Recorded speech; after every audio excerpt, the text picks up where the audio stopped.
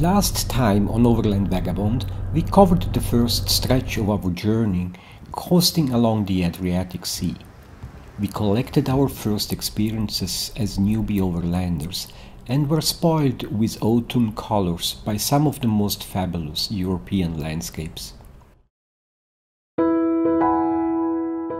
In this episode, we won't be roaming around, but focus exclusively on a mystic place called Kupari, which is a disused tourist and military complex about 10 kilometers southeast of Dubrovnik. I will first give you a brief introduction to the site, then show you around the area, and then visit the resort ruins, and we will go inside two of the hotels. We are here in Kupari, in the south of Croatia, in a hotel resort, 4 in all. And the one behind me is called the Grand Hotel, which was built in 1920 by an Austrian family. When Tito came into power, he took possession of the hotel and he built the others into a quite luxurious hotel resort. In 1992, when the war started, the military took possession of the site of the resort and they destroyed pretty much everything, as you will see in marks of fire, guns and shots that you will see all around.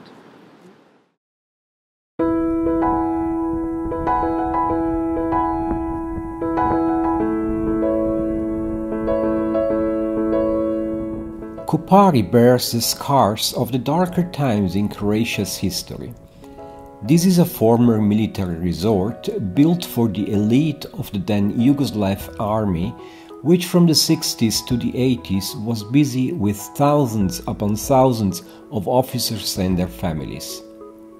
The resort, with its long sandy beach and pleasing nature, was a hit up until 1991, when the Homeland War broke out and the Yugoslav army bombarded and burned their former holiday spot.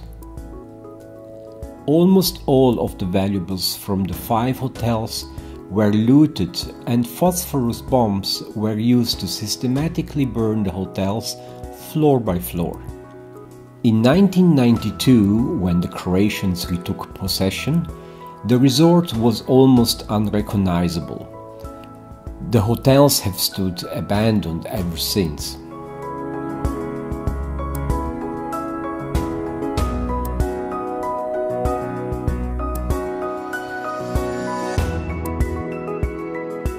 The Grand Hotel was constructed after the First World War by a Czech investor.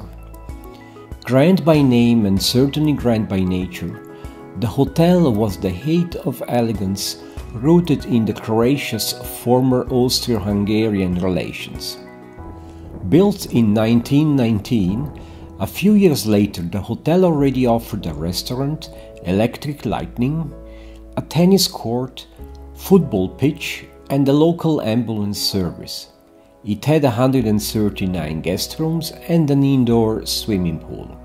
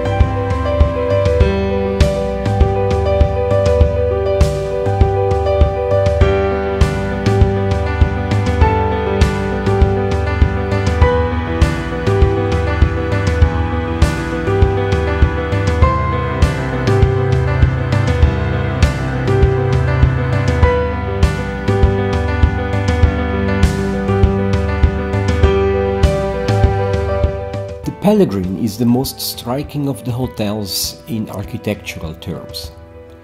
Built in 1963, it had 419 bedrooms contained within an inverted brutalist ziggurat designed by Sarajevo-born architect David Finci.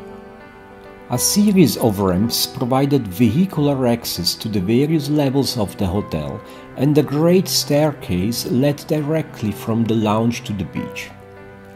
Its uncompromising style attracted considerable attention and several awards when it was unveiled.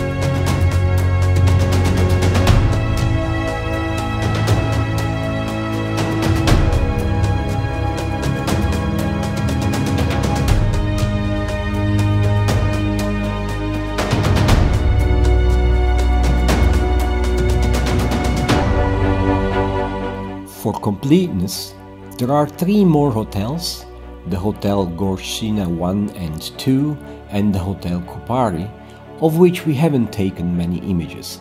A chance for you to discover them before it's too late.